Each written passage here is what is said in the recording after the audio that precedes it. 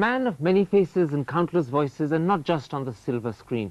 His friends and admirers say he can change his appearance very easily and just as quickly as the rest of us change our clothes. So how is he going to present himself today as we meet India's most famous actor of the day, Shah Rukh Khan? Shah Rukh, there's a line in one of your recent movies, a song that you sing where you say, "I'm the best." Does that apply to you? It applies to actually a lot of complexes I have and the kind of insecurity I have as an actor, as a person. I have a little story which I tell everybody. It was about a little boy who was standing next to a huge wall and he had written, "I'm great." And then he said, you know, my brother has achieved a lot more. My sister is a pilot. My father was a big freedom fighter. My mother is a politician and she's a minister. I better make that stronger. And he rubbed it off and he wrote, "I'm the greatest."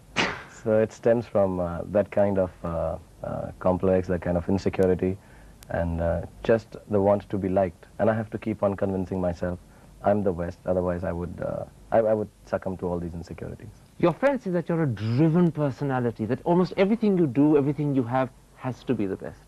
Yes, I believe that if I were to even brush my teeth, I should do it with so much vigor and as if it's the best brushing that is happening in the world at that point of time. So how long does a toothbrush last? It doesn't last too long, and neither does do my teeth, actually. I mean, I have to keep going back and getting them checked.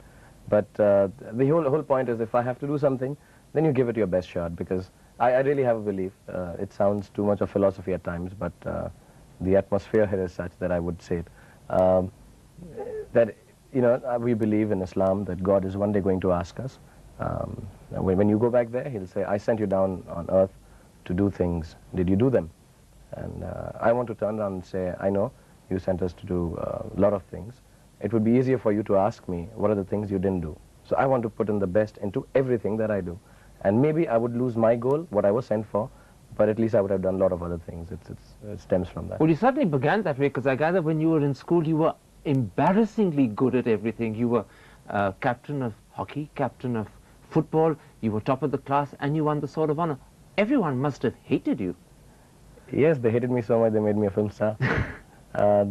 Yeah, I really believe that if you are doing something, you should give it your best shot. It's not wanting to be the best at that, but you should give it your best shot. My best shot would vary from yours, and it would vary for somebody else. And but we all have to try our best and leave it. And then let's hope that it just turns out right. But it wasn't always just a question of trying your best. You had a group of friends in school, you called them the C Gang, and you were up to pranks most of the time, weren't you? Yes, we were. We were even finally suspended, I think, from school, and very nearly were expelled, but they allowed us to take the exams. But it was always in good fun. We had a gang called C Gang, which we used to take out from, you know, Maruti 800 cars had just come out, and the 800 part had, like, you know, zeros, which were square, and we would cut it half and, you know, make the C out of it and stick it here with the, you know, the video cassettes used to have ABCD lettering on it, the alphabet. So we would write the gang here, and we had shirts, and we would only wear blue jeans and white shirts and Nike shoes with a grey swoosh on it, and we had this little walk which was, you know, like as if you're walking with a ghetto blaster, and we would say things like 10-4, hang loose, stay loose, cool, and we just used to just hang on together. I guess we would go for parties together like that, and we would never ask a girl out, because we thought we were like Dennis the Menace. No girls whatsoever. We couldn't ask a girl for a dance, and when we did fall in love and did make friends with girls, none of us told each other for quite some time, and it was just. And in fact, I gather it was in the company of your friends, the C Gang friends, that you first proved to everyone that you really had terrific acting ability when you pretended to faint to avoid a maths exam. Oh yes, how you know that? It was actually that we had a teacher called Mr. Arora, and God bless him, I hope he's doing well. He had just joined into the new class, and he didn't know us, and he was asking us things like, "Do you guys have any problems?" and all. And, you know, we were trying to be smart with him, and I just got up and said, "Yes, I get these attacks." And he said, "What kind of attacks?" And he was really concerned. He was quite a gentleman, and I feel very bad now. But at that time, you're young and stupid, so you do these things. I said, "No, I get these attacks, and I hope I become all right." And he said, "Okay, please sit down." And now we needed to leave the class and go down to Nirula's, or, you know, go down to Connaught Place. We were in Golda Khana, St. Columbus. So what do we do? So I just feigned as if I've had one of these attacks, and I started dribbling from my mouth and, you know, shaking. And he said, "What happened to you?" And I just kept looking at him. Our friends took took over, and they said, "Sir, he's got this. We need to take him to the hospital right now. It happens to him regularly. And we need a shoe, we need a shoe." And I remember he was wearing brown suede shoes. And so he said, "Kisi ka juta do, kisi ka juta do." And we said, no, we have to take your shoe. The suede is what works. So we took off the poor guy's shoe, and we went out, and we went to Connaught Place, roamed around, and we came back in the bus. And he was like, looking concerned at all the buses parked at the end of the school. And he came and he looked at me, and I again went like, "I've just recovered," and I said, "I'm all right now." And the poor guy said, "Can I just have my shoe back?" Because the whole day he had been roaming around without his shoe. Now, in those days, you used to still live with your parents. Your mother, I believe, was a magistrate. Your father was a former freedom fighter and even owned a restaurant. Yeah. What sort of childhood was it? Whatever I remember was it was very nice and easy, and it was with a lot of freedom. I have an elder sister too. We were never told what to do, what not to do. So the family allowed you to grow up as you wanted? As I wanted, really. I mean, was it a liberal family? Very liberal family, very liberal family. As a matter of fact, even in religious teachings, whether functions, studies, career, everything was, that you just do it the way you want and just be happy about it and do your best, Like so religious observance or duties and traditions weren't important? You could be yourself? I could be myself. I was told, like, it's nice to go and read the namaz, so I would go and do it. And it, the way it was told was that you felt like doing it. All my life, like, I wish I can bring up my children like that, where you are made to respect it without being scared of anything that is told to you by your parents. And even to the extent when I was choosing my career, my mom said, "Look, I would like you to go into sciences." So I said, "Okay, I could take an exam, but I would like to do economics," because I had finished my sciences from school. And she said, "Oh, you want to shift over to economics, but can you do the IIT entrance? Can you do this engineering entrance?" And I said, "I can." She said, "Okay, just show it to me." So I did it, and I passed it, and I said, "Okay, Appa." She said, "Okay, you don't need to take it now. You go and do your economics." You were very close to your mother. How do you remember her? I remember her. I remember her as a star. I have a star in my house in Bombay. Whenever I feel very lonely and I feel sad, I just go there and look at one star, and I've sort of pinpointed it now. And and especially I miss her when I'm very happy. I wish she was here. Her death, I know, was a traumatic experience for you, and the saddest part is that she never really lived to see your fame and your success. Yeah, she did not, which is very unfortunate. I remember I just finished, I was shooting for Maya Memsa in Simla when I was called down to the hospital here that she's not going to, she's unwell. We didn't know that she's not going to live because she was absolutely all right before I left. And my new series, I just made an episode of Circus, and which was a big thing because I'd done it in Bombay and with big directors like Saeed Mirza, Aziz Mirza and Kundan Shah. And I really wanted her to see it. So we got special permission and put a television screen and a VCR. And she could not make out. We put it on for her, but she couldn't make out. And she was very delirious, and she would confuse me with the other people sitting there. And it was sad. But then I told someone that I would like to make it so big from the small screen that I would like the screen to get bigger, become 70 mm, so from up in heaven that she can see it. And if, in a sense, she was here to see the tremendous success you have today, what do you think she'd say to you? She said, "Beta, khana aur khao, bahut patle ho gaye." After your mother died, you left Delhi and you went and lived in Bombay. Yet I gather you never took any of her possessions and things with you. Why? I didn't take anything. I just felt that if she wanted me to take things that were owned by her, she would stay here and let me use them. And she would have liked that I would, I would be able to stand on my own feet. And that's what you were doing. This was symbolic of that. Yes, and I just took one television. She gave me a television. This is from Videocon company, and I still remember it. And she had bought that for me after I'd finished my first series in Fauji. And I bought it with my money, but she went with me and bought it for me. That's the only thing I still have. I took that back. And you keep it with you? Is it a treasured possession? Yeah, it is. It's in my house, and I keep it with me. Okay, in the years that followed, you married your childhood sweetheart, Gauri. Do you remember where and how you first saw her? Yes, I remember I saw her at a party in Savajang Enclave. I just saw her from the back, my car parked, and she got off from a car. And she insists that it was a blue dress. I remember it as grey. And she got off and she went and she had this huge French bun kind of thing on her head. And I'd never talked to a girl before. I mean, I'd spoken to girls, but never with the thought of, going out with them or anything, what is called going out or having an affair now.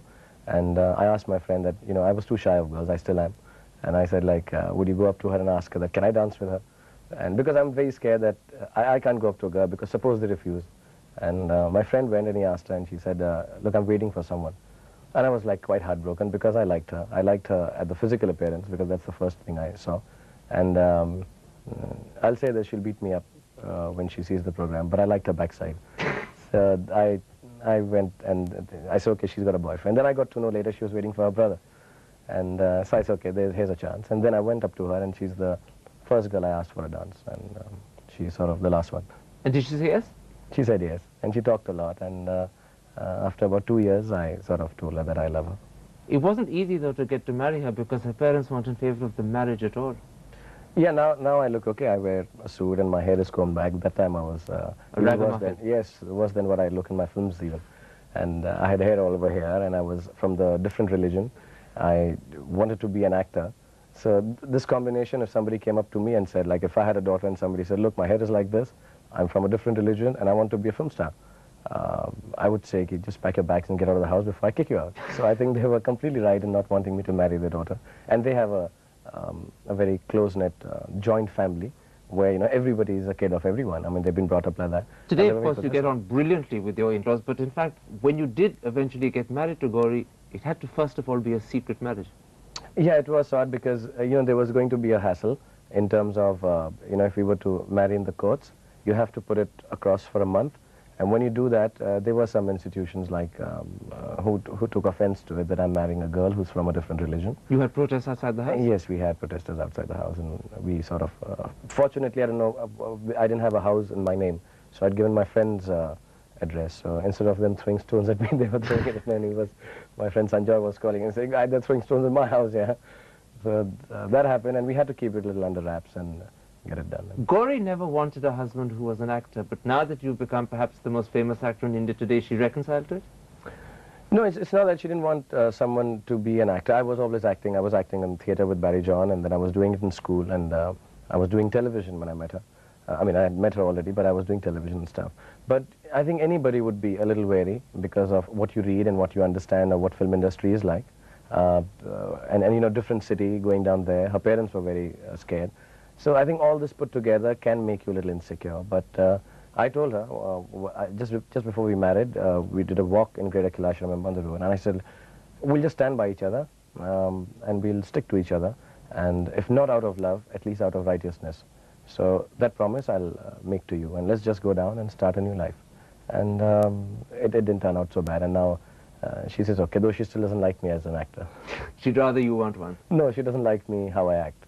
She doesn't approve of your acting? No, she doesn't. She's a lady of immaculate taste. I think now I've realized that perhaps she's, when she said she doesn't want me to be an actor, what she meant, because she still thinks I can't act. You now have a young son. Has he made a big difference? I do find, you know, I've loved kids always. I've done theatre also for kids, and I think I'm quite a kid myself. I'm 34 years old, but I just feel like a kid, and I behave like a kid. Everyone tells me that.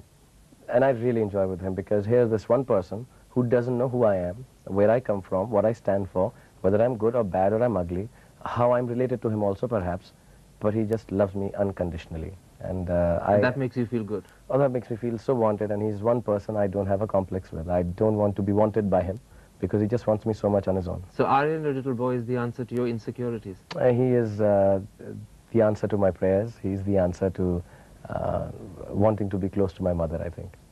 Shah Rukh, I'm going to take a little break. I want to come back in part 2 and talk to you about the acting style that's made you the unique actor you are today. We'll be back in just a couple of moments. Stay with us.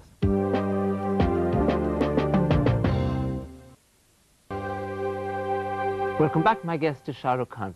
Shah Rukh, I gather that the first commercial thing that you ever did on stage was Annie, Get Your Gun in Delhi. Now, I saw that production, but I don't remember seeing you. What role were you playing?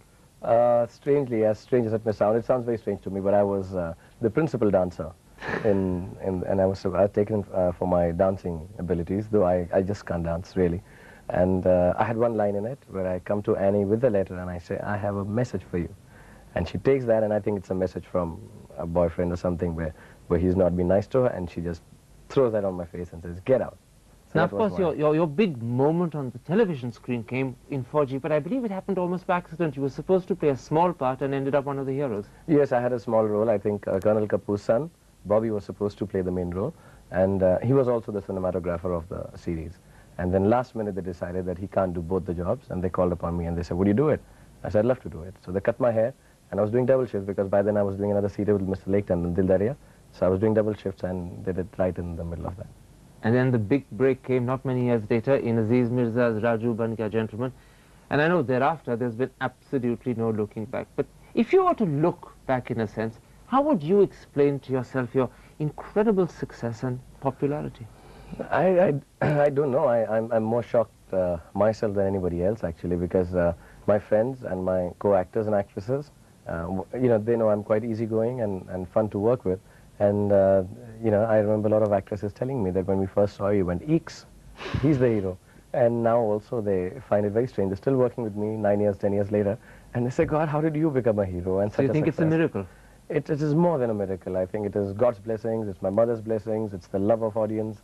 It's so many things more besides what I really thought was the case, my Okay, talent. let me try an explanation. How much of it is due to the fact that you've deliberately challenged the sort of conventional roles that other actors have played? You've also been pretty non-conformist. Yes, they'd been, because I was getting a little bored coming from theatre. I really didn't want to, you know, do the regular things, just run, you know, just be nice and sweet. Just run around trees. You couldn't bring yourself to say I it. can say it because I love running around trees. And I think it's great to be doing that. And at 34, it's even better. But I just wanted to be bad, because I think that's one of the elements which everyone has, but they don't show it. And I just played Bazigar and Anjam. I had nothing to lose, and I just went ahead, and I guess it just sort of hit the right chord. Maybe the timing was right. I believe I'm perhaps not the absolutely right kind of person, but I've been there at the right time, I think. What about something else? How much of your success is due to your uniquely energetic style and manner? I am criticized for it a lot of times, but I believe that till I have the energy, I should use that form of acting, because I have a belief there is nothing like underacting and overacting. I think, and especially in Hindi cinema, where every character has to break into a song. So you cannot really have round characters, you can't have steady characters. So what you need to do is just enjoy yourself and let the others enjoy themselves. And I like to, what an old actor has said, hold up a mirror when I'm acting and tell the other guy that, look, I'm playing you. That's all. I don't like to play anything else. I don't go deeply into acting. I don't believe in method and stuff. And the energy is because I like to fill the space. You know, I don't want to be part of the space. I don't want to be part of the atmosphere. I want to be the atmosphere.